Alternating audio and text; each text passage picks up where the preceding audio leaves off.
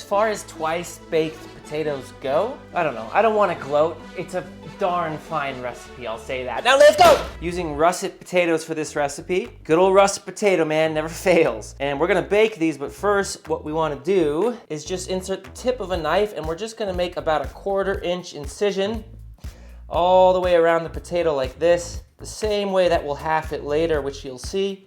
So just something like that, doesn't need to be perfect. There's a line going all the way around. Once your incision has been made, just get them in the oven, and we're just gonna roast them. Something to take home to the bank here, your culinary bank, your arsenal of information ready to deploy for the tastiest food in the world.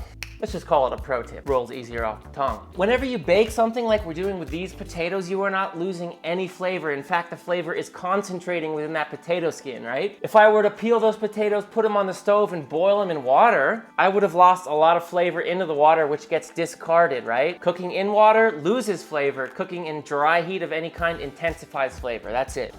All right, my friends, about 1 hour and 20 minutes.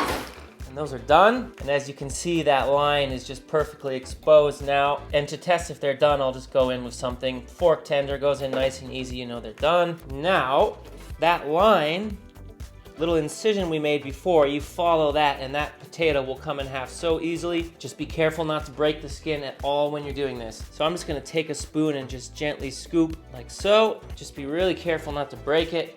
And then just drop that in a bowl. You wanna do this while it's all really hot. All right, now I'm just gonna use a ricer here. You could also use certain kind of sieves that are meant for pushing vegetables through for purees, like a drum sieve. But honestly, ricers are my favorite. Just a simple ricer like this or a food mill is preferred. Boom, straight through. It's just fast, it's easy. And I'm not trying to get 3 Michelin stars, you know what I'm saying? This is good enough. And that is just so satisfying. And I'm telling you, because these potatoes were baked and not boiled, they have so much more flavor. Okay, now just using a spatula here, and I'm gonna start adding my butter. This is just unsalted butter. Now I've got 6 egg yolks here, but I'm gonna add 4 and reserve 2, got it? Now we're gonna work this in. You don't wanna overwork it, so when that's kinda almost together, I'm gonna stop here. So we're gonna add a few more things. First being a little bit of my famous rosemary salt. If you know, you know. Just a little herb salt. You could also just use regular salt, no problem. And Sergeant Gilbert reporting for duty. That's sentient black pepper, straight in. Now, last but not least, I'm adding some chopped Italian parsley as well as chives. My friends, the full detailed recipe will always be in the description in case you're wondering. And now we'll just finish folding this together.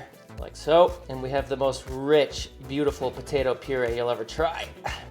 Well, I just tore my kitchen to shreds looking for a whole roll of piping bags. I see two little gnomes came and took away. I just have a star tip on the end.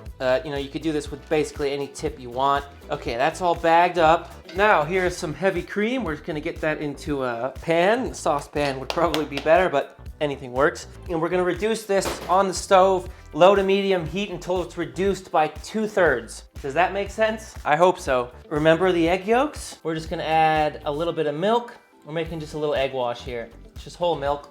Just give it a good whisk. Now, Gruyere cheese, that's the one.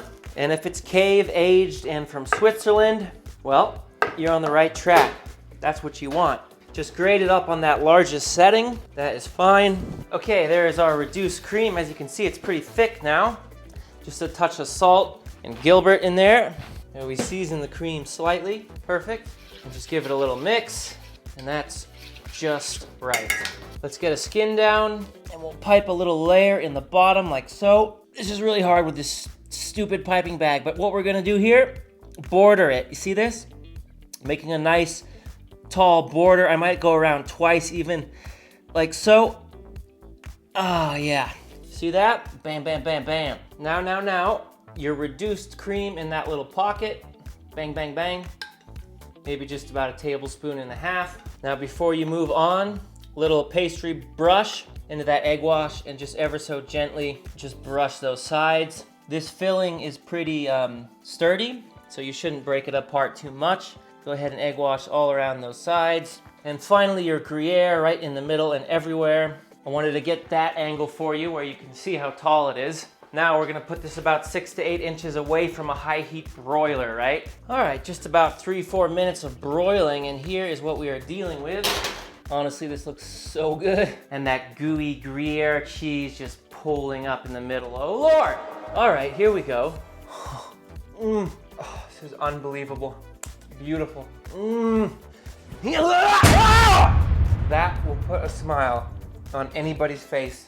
Guaranteed, man. Awesome recipe, my friends. I do hope you make this one. And if you do, come jump back in the comments here and tell everyone what you thought. Also, it's not my way or the highway. Do what you want. Throw some of your own flavors and herbs in there. Try it with your own cheese, whatever. There's no rules in cooking, only guidelines. It's meant to get you out of your head and into your body. That's why I love it. Until next time, my friends, you know I love you and I'm out.